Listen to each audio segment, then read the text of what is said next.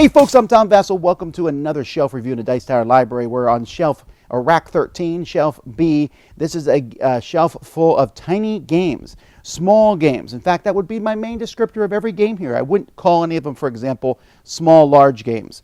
But let's see what we come through. First, we have Nevermore, which is an interesting game about, well, the poem by Edgar Allan Poe. This one's not long for the library. I find it to be interesting and unique, but I don't find myself being drawn to go back to it.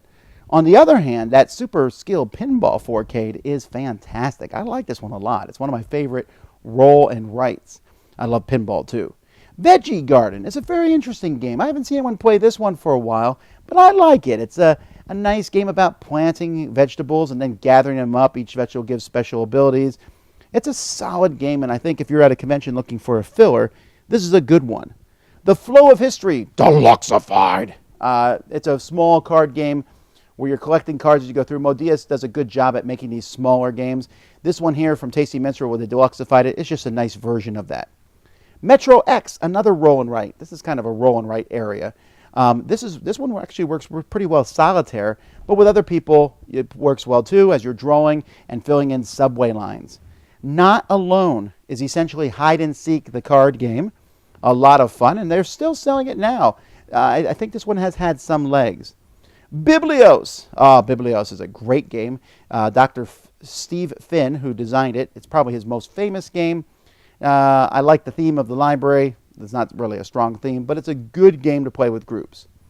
Gambit Royale is a dice game based kind of on Monopoly of sorts. It's not nearly, I don't know if it stood the test of time. This is an old game. Again, I don't think that anyone's pulled this off the shelf, but it's worth checking out if you're looking for Yahtzee-style games.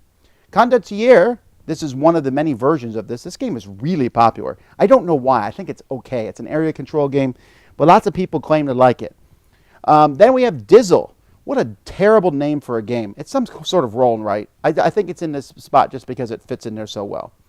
Then we have the Castles of Burgundy. That's the card game or the dice game? I can't remember. I think it's the card game because the dice game's not that great. The card game of Castle of Burgundy actually plays very well. All right, here we go. Tiny Epic. They're all together here, and I'm not going to mock them like you might think.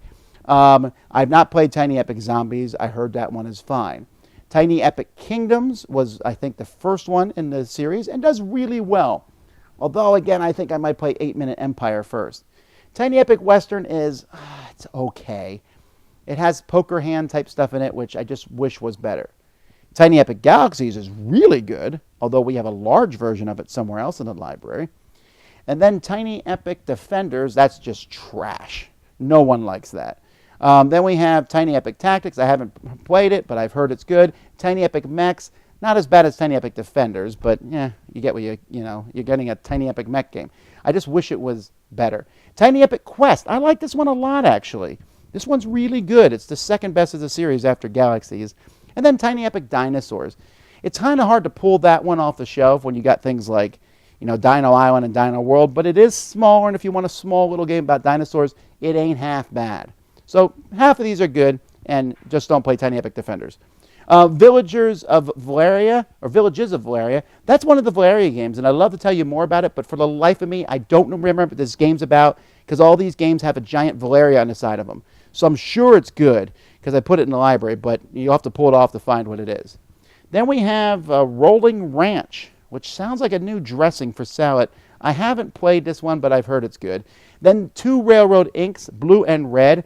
I only put 2 of them in. There's also yellow and green, but they all start seeming the same after a while. I've only played blue, and I thought it was kind of meh, but I know a lot of people like it. Then there's Afternova. That's a cool game.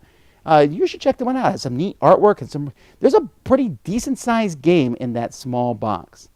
Now, if you're going to ask me what my favorite game on the shelf is, it's all the way at the beginning. It's the Pinball one. I like that Pinball game a lot, Super Skill Pinball. What's your favorite? Tell me in the comments. I'm sure you're going to tell me I'm wrong about Tiny Epic Defenders, but I'm not. Until next time, I'm Tom Vasel, and you've been taking a look at another shelf in the Dice Tower Library.